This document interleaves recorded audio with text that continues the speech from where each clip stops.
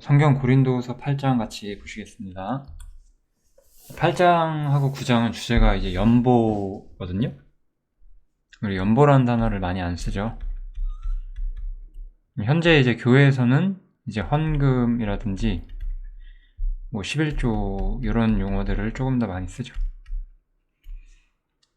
이 11조는 좀 현대 이제 일종의 목회자가 좀 돈을 받는 이런 것들은 저는 성경적 근거가 매우 없다.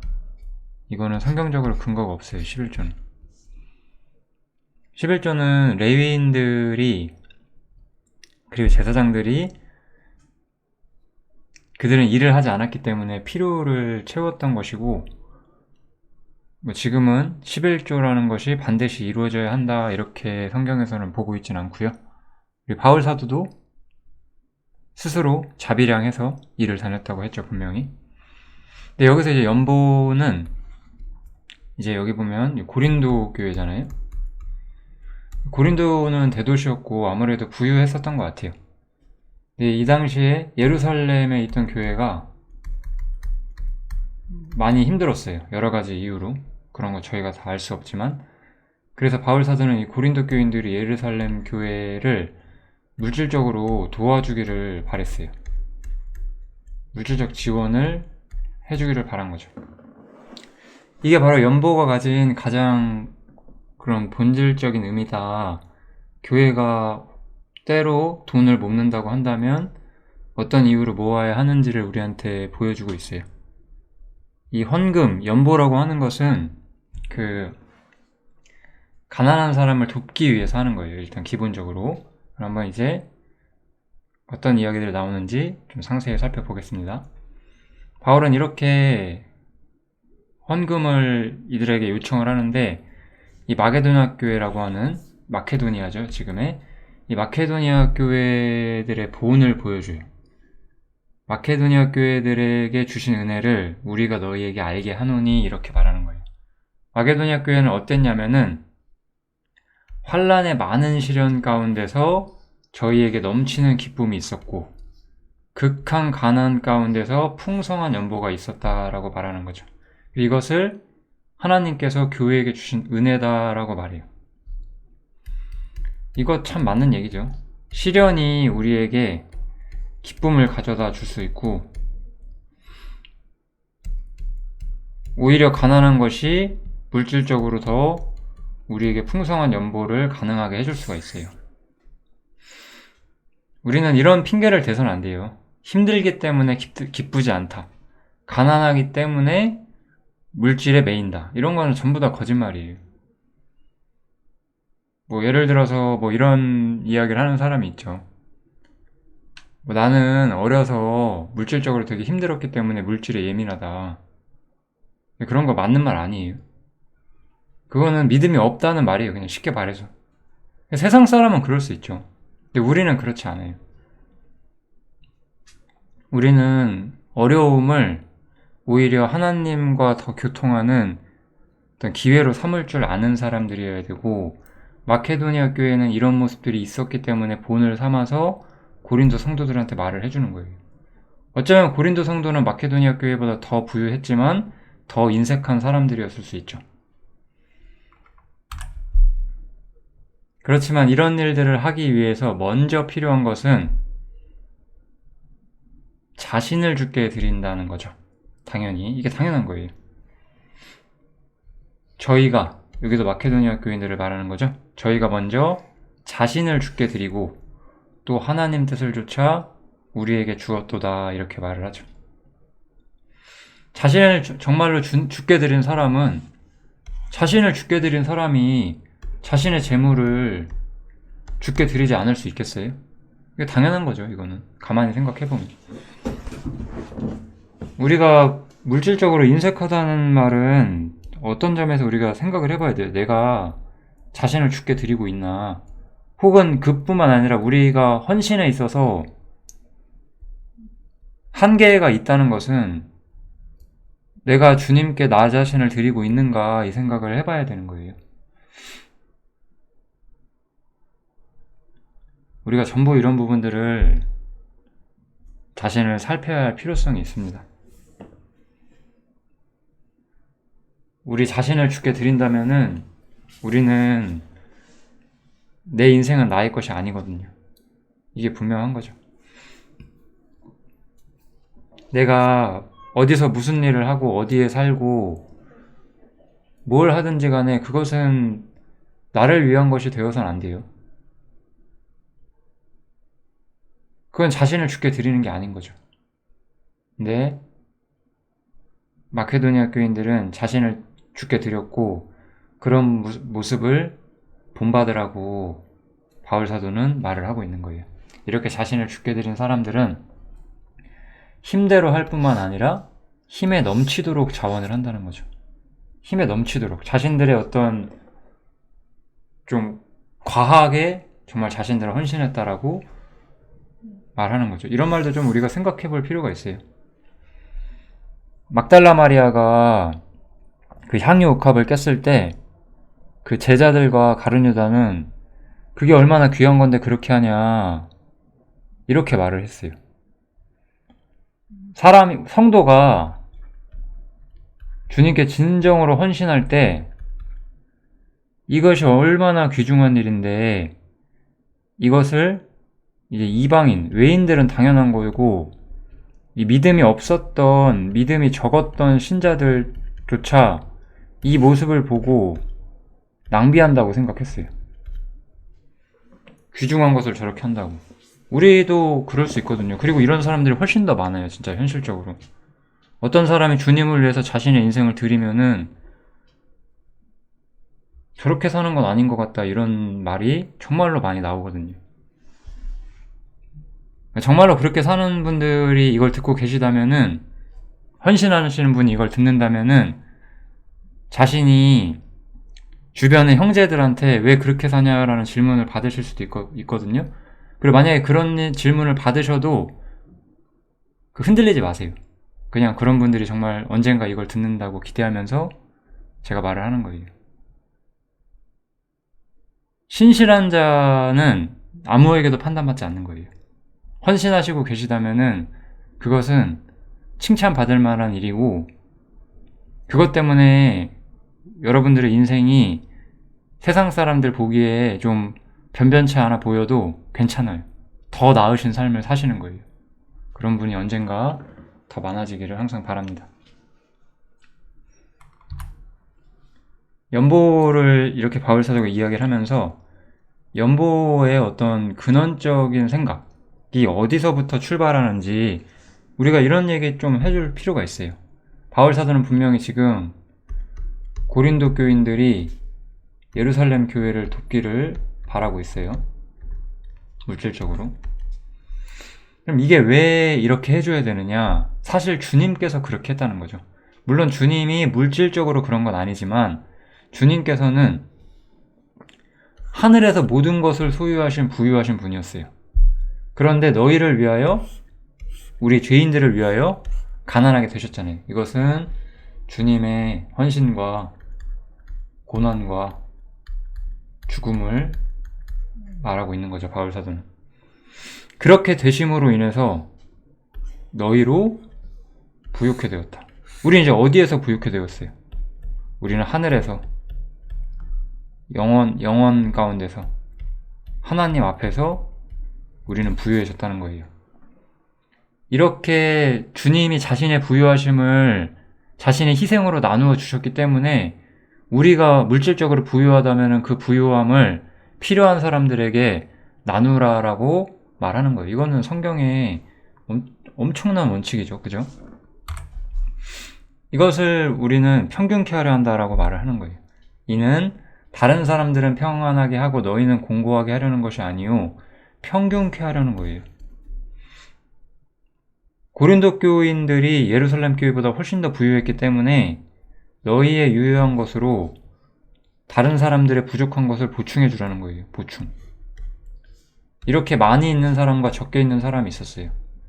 너희가 이렇게 많이 있는 것들을 이 사람들에게 좀 주어서 이렇게 평균케 하자 이거예요.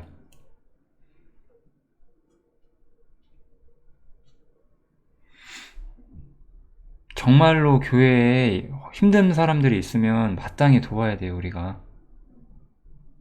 이거 맞는 거예요, 이건. 물질은 아무것도 아니라는 걸 우리가 믿어야 되거든요. 그리고 힘에 지나도록 자원할 줄도 알아야 되고, 힘에 지나도록 한다는 것 안에는 하나님에 대한 정말 믿음이 있어야 돼요. 우리는 너무 고린도 교인들과 비슷할 수 있어요. 왜냐?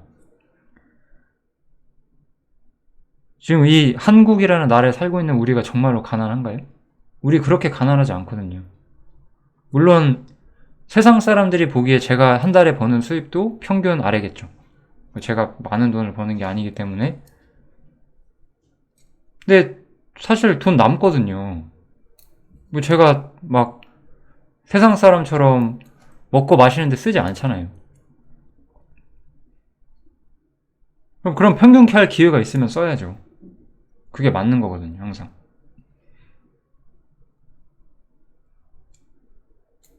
우리는 부유하기 때문에 오히려 더 물질에 매여요. 아까 우리 맨 처음에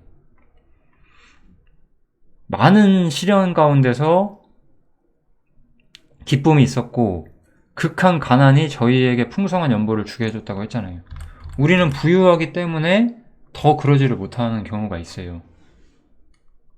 이런 원칙들을 배우면 너무 좋을 것 같습니다.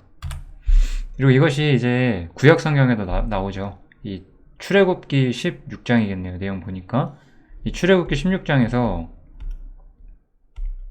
이 만나를 사람들이 모으잖아요.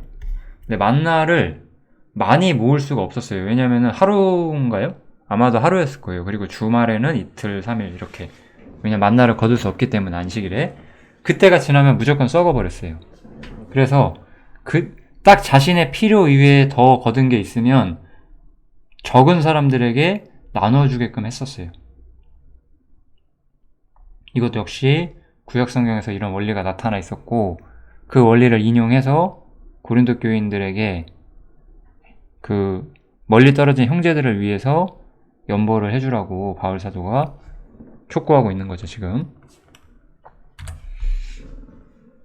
오직 너희는 믿음과 말과 지식과 모든 간절함과 우리를 사랑하는 이 모든 일에 풍성한 것 같이 이 은혜에도 풍성하게 할지니라. 이 은혜라고 함은 연보죠.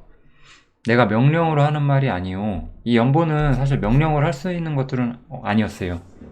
우리가 이런 걸 강제할 수 없죠. 그렇지만 오직 다른 이들의 간절함을 가지고 너희의 사랑의 진실함을 증명코자 함이로라 라고 말해요. 다른 이들, 이 예루살렘 교회는 매우 어려웠기 때문에 물질적으로 간절함이 있었어요. 그 너희의 간절함을 그 예루살렘의 간절함을 너희가 진실한 사랑으로 표현을 해주라고 말하는 거예요. 너희가 정말로 주님을 사랑하고 교회를 사랑한다면 예루살렘 교회를 돕는 것이 마땅하고 그것이 너희의 사랑을 증명해 줄 것이다. 이렇게 바울 사도가 말을 해주죠. 이제 이렇게 해서 그냥 연보 이야기가 좀 끝나고요. 연보는 내용이 길지가 않아요. 다만 이제 마지막에 이런 부분이 좀 나오는데 너희를 위하여 같은 간절함을 디도의 마음에도 주시는 하나님께 감사하노니 연보의 일을 맡는 일꾼 중에 첫 번째 사람인 디도라는 사람이 나와요. 디도 계속해서 나오고 있죠. 그래서 디도에게도 같은 마음이 주셨다라고 말하는 거예요. 그러니까 디도도 예루살렘 교회를 도와야 되겠다 이런 생각을 했었다는 뜻이겠죠. 그래서 저가 권함을 받았어요. 아마 이거 바울이나 여러 교회의 지체들에게 권함을 받았겠죠. 그래서 더욱 간절함으로 자을 했어요. 여기서 맡은 권함은 이 고린도와 마케도니아 같은 데서 이 고린도에서 받은 물질을 예루살렘으로 가져가는 일이었어요. 많은 돈이겠죠? 그래서 너희에게 나아갔어요. 그 연보를 거들어 간 거죠. 이거 얼마나 힘든 일이에요, 이게. 저는 이거 진짜 알거든요. 이거 요즘 교회 목회자들이 이거 알까요? 형제들한테 가서 저 형제들을 돕기 위해서 물질을 좀 모아주세요라고 말하는 게 얼마나 힘든 일이에요, 사역자로서. 원래 좋은 말 하기는 쉬운 거예요, 항상. 근데 뭐 어떤 말이 힘든가요, 우리가? 말씀을 전하는 사역자로서 어떤 말이 제일 힘들죠? 책망하는 말. 안 하고 싶거든요. 근데 했었어야 해요. 바울사도 했잖아요. 그래서 그것 때문에 그들과 더 사이가 멀어질까봐 걱정하면서도 했고, 오히려 잘 돼서 더 가까워졌어요. 얼마나 이게 귀한 일이었고, 바울사도가 이것으로 위로를 받았어요. 그 다음에 여기서 나오는 게 이제 헌금을 유도하는 말이었던 거죠. 이런 거 얼마나 힘든 일이에요. 근데 디도가 이런 일을 했어요. 또 저와 함께 한 형제. 디도에게 누군가를 붙여줬다고 말하고, 제가 여기 좀 겹치는 구절들을 좀 뺐는데, 또 한 명의 형제가 나와서 디도랑 두 명의 형제가 이 일을 맡게 돼요. 이 연보회를 맡은 일꾼들을 보시면 사역자로서의 어떤 그 말하기 어려운 부분을 말하는 용기, 믿음, 신실함, 이런 것들 더하기 우리가 좀 생각해 볼 게 있는데, 뭐 요즘 이 현대화된 교회 시스템에서 뭐 목사나 목회자나 집사, 감독, 권사, 뭐 이런 이상한 여러 가지 그런 직함들이 있는데 그런 거 없었어요, 이때는. 하나님께서 교회를 세우시고 일꾼을 세우실 때는 인간적인 시스템에 의해 세우질 않아요. 일하고자 하는 마음과 그 일하고자 하는 것에 간절함을 가진 사람을 하나님은 세우시고 그들을 통해 일하시는 거예요. 그럼 교회가 같이 해야 되는 일은 뭐냐? 그런 사람을 세워주는 거예요. 교회가 사람을 세우려면 두 가지가 필요한데, 자원하는 사람이 있어야 돼요. 그 다음에 자원하는 사람을 세워줘야 돼요. 이게 두 가지가 기초예요. 여기서 이제 세우기 이전에 검증이라는 과정이 있죠. 이 검증이라는 과정이 있는데 아마 이런 과정들을 지나왔겠죠, 이런 사람들은. 그래서 이것은 무슨 이렇게 직업 같은 게 아니에요. 디도가 뭐 이런 일 하기로 했으면 이 사람은 계속해서 뭐 물질 하는 일, 이런 일을 하는 게 아니라 이번 일에 이렇게 맡게 되는 거죠. 우리도 그럴 수 있어요. 이번에 뭐 예를 들어서 어떤 지역에 말씀을 좀 가르치러 가야 되는데 이 형제가 준비가 되었고 가길 원하고, 그러면 세워줄 수 있는 거예요. 매번 그들이 그런 일을 하지 못할 수도 있지만 전임적으로 말씀을 가르칠 수 있는 그런 사람도 있고, 일정한 상황에 가끔씩 그럴 수도 있는 거예요. 여러 가지 상황들이 다 있고 교회는 이런 것들을 볼 수 있어야 되는 거죠. 저는 왜 성경을 가르치고 이런 걸 할까요? 저도 자원한 거예요. 세움과 검증의 과정이 어떤 식으로 있었죠. 약간 좀 다르긴 하지만. 왜냐면 저는 거의 모임을 제가 시작을 했기 때문에, 그래도 제 말이 맞다고 생각하시기 때문에 우리 형제님들이 저와 같이 계시는 거겠죠. 그것이 일종의 세움이고 검증인 거죠. 그게 여러 가지 일에서 교회는 여러 가지 일을 맡을 수 있고 할 수 있고, 일시적인 것도 있고 지속적인 일도 있어요. 성경을 제가 가르치는 일은 지속적인 일인 것이고, 또 어떤 점에서 부분적인 일들이 있었다 없었다 계속 그럴 수가 있죠. 그래서 이런 부분 참고하시면 좋고요. 그래서 디도는, 우리가 디도라는 사람을, 디도서를 보면 이 사람도 사역자였어요. 이 사람도 말씀을 가르치는 사람이었는데 디모데보다는 되게 강건한 사람이었던 것 같아요. 디모데는 되게 여린 사람으로 묘사가 되어 있거든요. 근데 디도는 되게 강건한 어떤 그 심정을 가진 그런 사역자였고, 이 사람은 여기서 물질을 예루살렘으로 가져가는 일을 맡고 있었고, 이 일을 할 때 회방받지 않도록 주 앞에서 뿐만 아니라 사람들 앞에서도 조심했다라고 나와요. 이것도 맞죠. 이런 어떤 좀 커다란 돈을 옮기고 이런 일을 맡을 때 우리는 세상 사람들이나 어떤 교회 형제들한테도 이렇게 오해받지 않는 행실을 해야 될 필요가 있을 것 같아요. 고린도후서 8장은 이 정도면 될 것 같습니다. 연보라는 게 어떤 것인지 좀 충분히 제가 설명한 것 같고요. 우리가 세상 교회처럼 헌금 많이 하세요 이런 걸 할 게 없잖아요. 그래서 내용이 길지가 않네요. 8장 여기서 마치겠습니다. 감사합니다.